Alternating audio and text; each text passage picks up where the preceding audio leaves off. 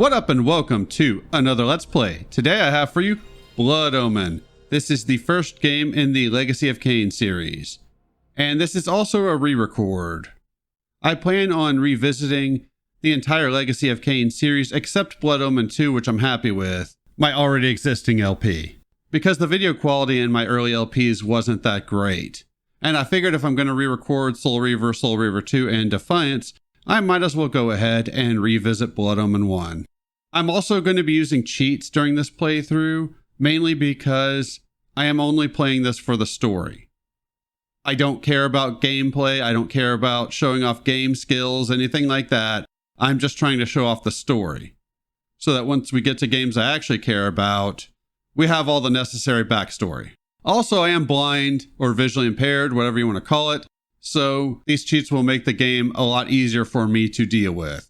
This game is really hard for me to see, it's really dark, and it also gets very mazy. And I really don't want to deal with that, especially with a re-record. So with all of that out of the way, let's go ahead and get started. There is a magical operation of maximum importance. The initiation of a new aeon. When it becomes necessary to utter a word, the whole planet must be bathed in blood.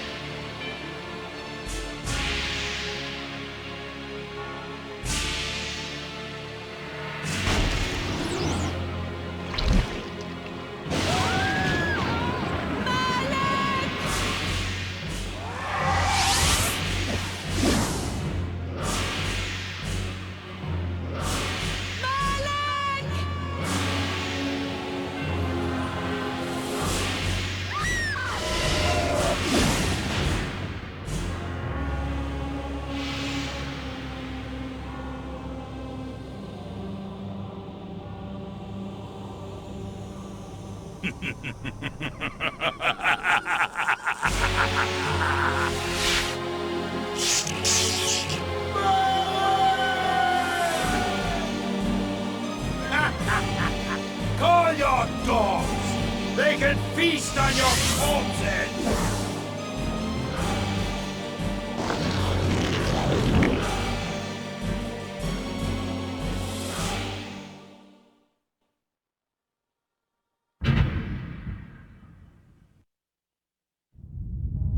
For fulfilling the circle, Malak of the Sarafan, you are hereby damned.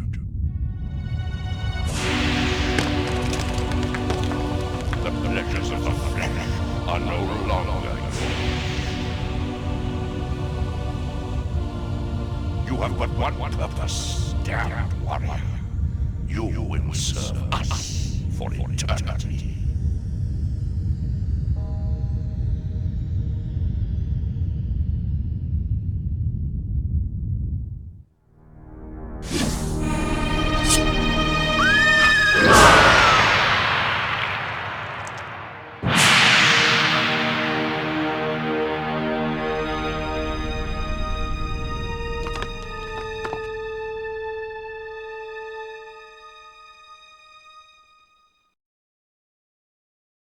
The tavern's closing. Best be on your way, stranger. What? No mug of ale for a weary traveller from distant Corhagen? I can reward you well, for I am of noble blood. I stay open for no man in these dark times. Things come with the night that no sane man would welcome. And so I left, cold of heart and soul, forced to the road and the long, bitter night. That's him! This entire series happens because one guy would not give Kain a drink. End it! Now!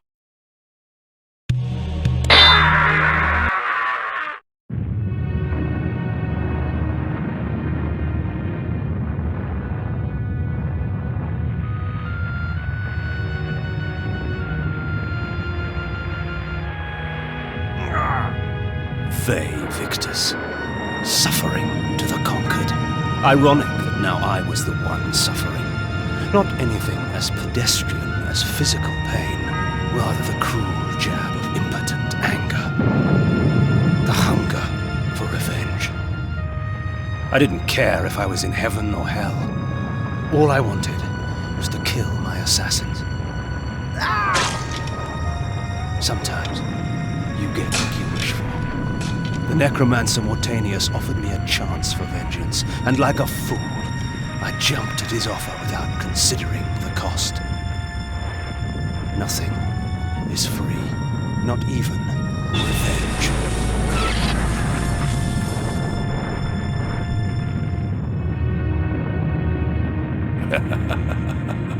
You will have the blood you hunger for.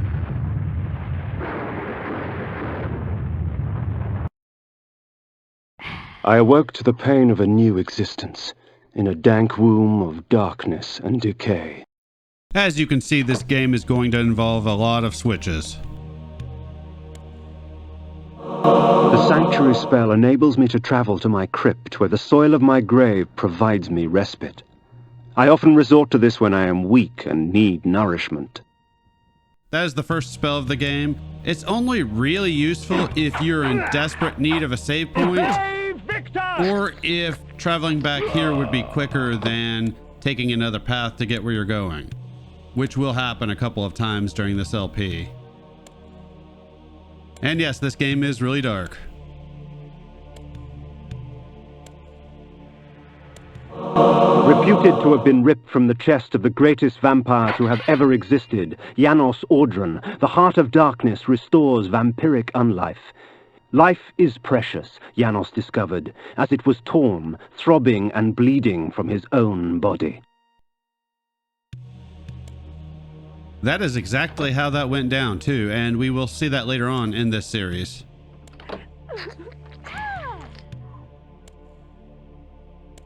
And I'm looking for something else. This ancient vial bears with it a dark gift indeed, for with it my life force is increased. Awesome, so we definitely want to pick up as many of those as possible. These ancient symbols of power contain raw magical energy that increases my own capacity to summon energy for the spawning of spells. Yep, we will be getting quite a few cool spells in this game.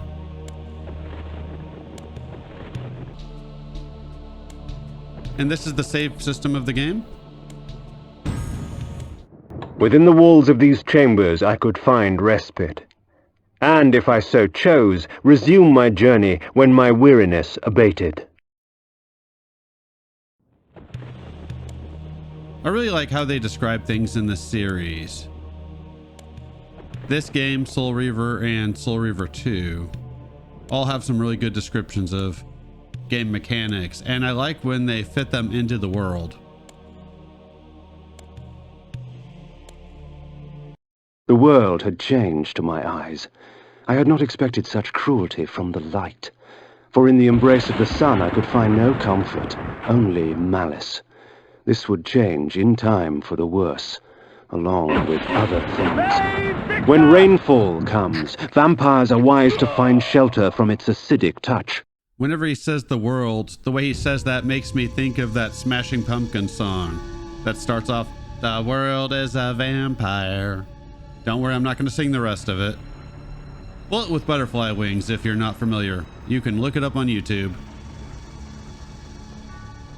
So in this land, I'm not sure why this area exists. You're going to see a bunch of monsters and traps, people chained up.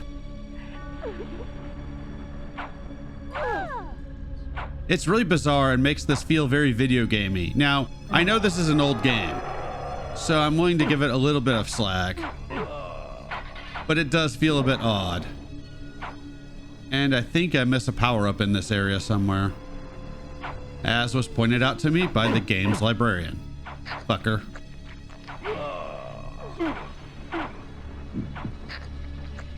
As you can see, if you get enemies into a wobbly state, you can drink their blood.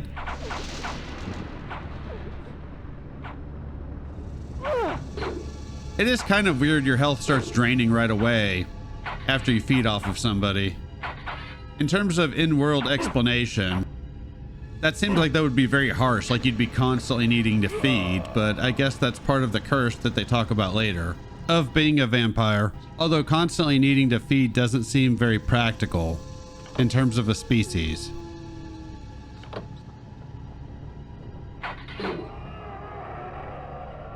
There will be a lot of switches in this game, and I do this puzzle wrong, but it still works, so it's okay. I actually needed to leave that first one alone. Good thing it's an easy puzzle, so I was able to get it to work easy enough.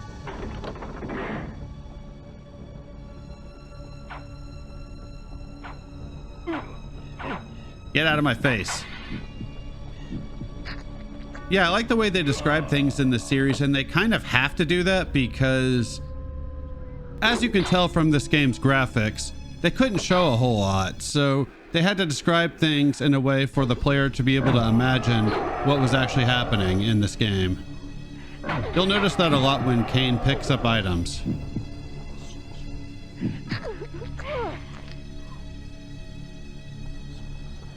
And there are some items with some really cool descriptions. It makes me really want a remake of this game. I think that could be really badass, but if they didn't get the writer for the original series to do it, I think they would fuck it up. These curious devices hurl bolts of whirling energy and eviscerate my human enemies by stripping ragged flesh from blood-stained bone. That would be pretty badass to see in modern graphics.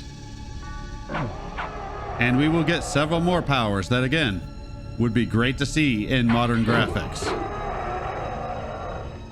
I know there was a fan-made project about 10-15 years ago to remake this game, but they never finished it. I don't know if they got hit with a copyright issue or if they just decided not to work on it anymore, which I would not blame the developer for. Making a game takes a lot of work, and the developer would not be able to sell their remake because Crystal Dynamics holds the copyright license for this series. So they'd be putting a lot of effort into something they couldn't sell. Hunger and weakness are no bar to vengeance's call. I would find my slayers and send them back whence I came. Yeah! Yeah! Let's get him! You guys. What trickery is this? Their sneering faces were forever etched upon my memory. I had crossed death for this moment. My mind was empty save for one thought. I would kill. There he is! Kill him! You bastard! We put you down once, we could do it again. Save Victor!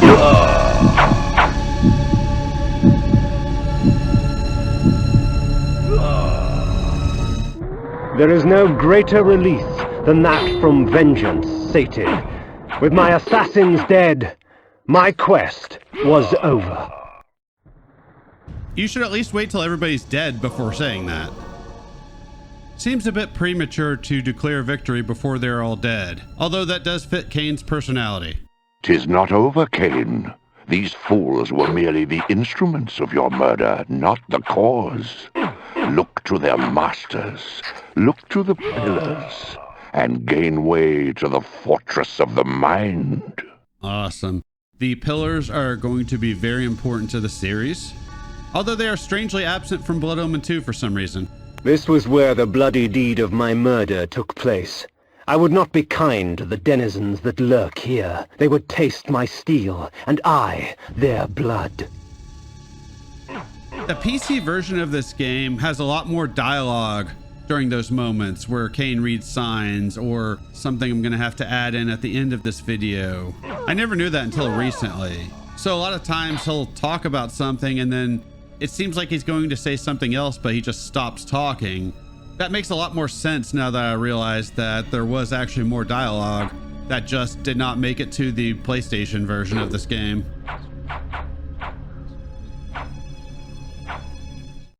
The necromancer had offered me no warning as to what my resurrection would entail, and yet I must confess in my haste I had not sought one. Was his gift a curse? I would seek the pillars for an answer. Well, Kain is pretty impulsive and will be that way throughout the entire series. He can be calculating at times. He definitely does that in an overly convoluted way, the main plot of the series after this game, but he can also be very impulsive. Another character uses Kain's impulsiveness to manipulate him into doing something that he wants him to do at the end of the series. And it's a great scene too.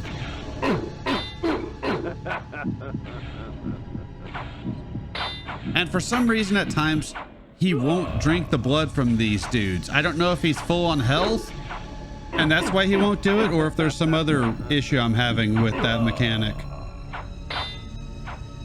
But I've had a lot of trouble throughout this game with him drinking blood.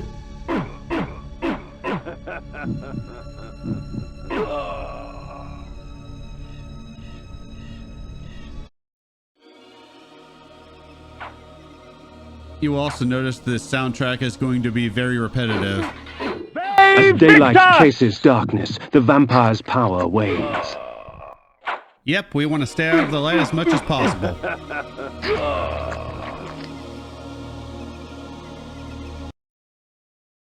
The Pillars of Nosgoth. Even in life, few sights have moved me such as this. I marvel that such beauty should grace our dying world. You have an interesting eye for beauty. They're corrupted after all.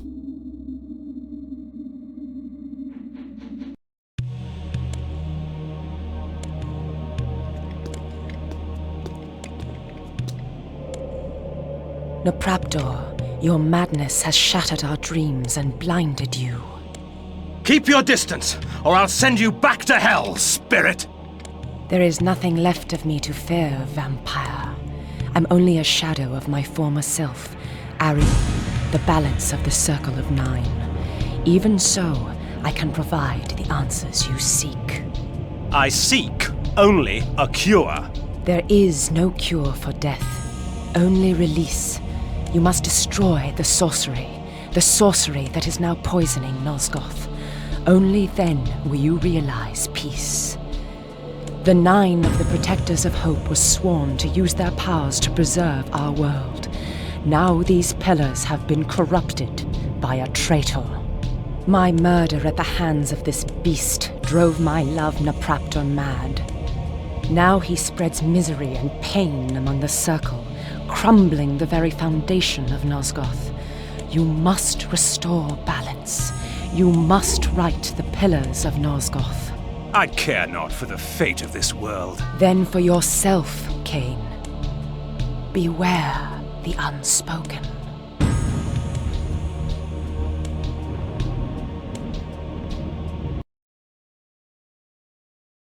Nopraptor, with his blind act of vengeance, threatened to destroy all of Nosgoth.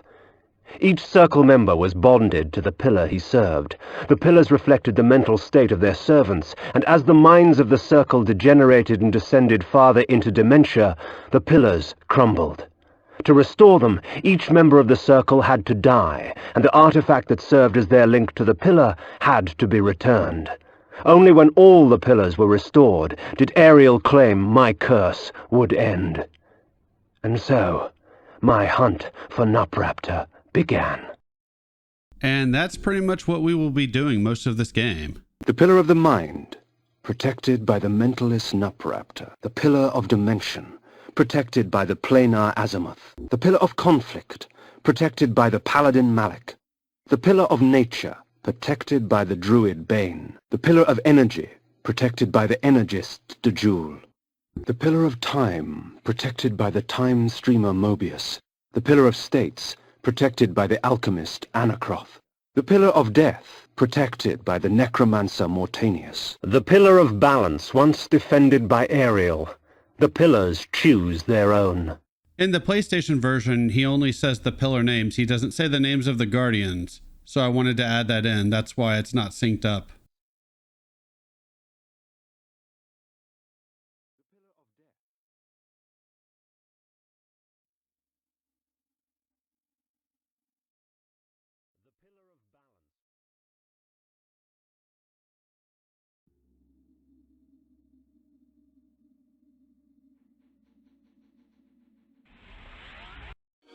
Interesting, he says Pillar of Balance a little bit differently there. In that form, I can travel great distances with ease. From my vantage in the heavens, no region of Nosgoth is forbidden to me. That is our fast travel system of the game, so I will be making use of that. It is interesting the things he has to say about the Pillar of Balance. What is this all about? I can't figure it out at all. I don't know, Jill Valentine. We will have to play on to find out. Anyways, that's it for this video. Thanks for watching. I will see y'all next time with more Blood Omen.